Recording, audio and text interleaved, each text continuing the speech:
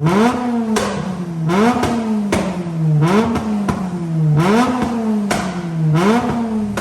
it looks like a bit of an EP3 day here at Dynodaze, so good morning and welcome to another video. I'm Danny, that's Richard, somewhere's Jensen. Hi Jensen. So this EP3 up on the ramp is having a solid fab 4:1 manifold. This one's having some brakes, and this one is being mapped on a K100. Well, there we go, let's get cracking.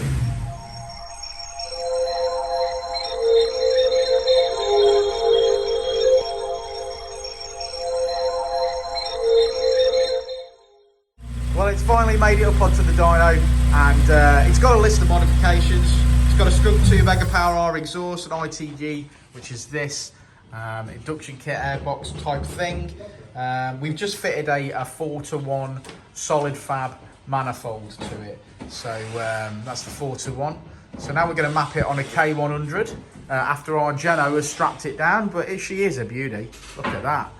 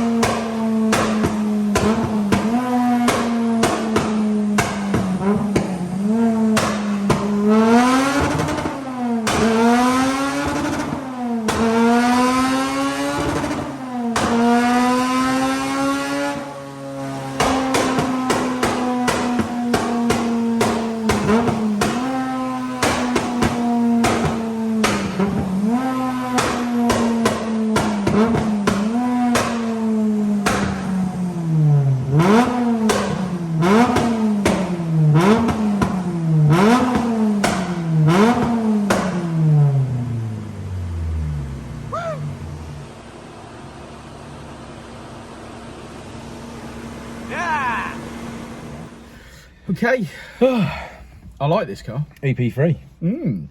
Yeah, so he came in this morning for a solid fab manifold with D-Cat. He's also got the sports cat, but he said that's only for MOTs, which is fair enough. A man after my own heart. Yeah, he's got a Skunk 2 Mega Power R system on, which is rip-roaringly loud. It is loud. It is loud. Sounds good though. Got ITG... Maxogen? Yeah, Maxogen, so the enclosed airbox with a cold air feed coming off the side.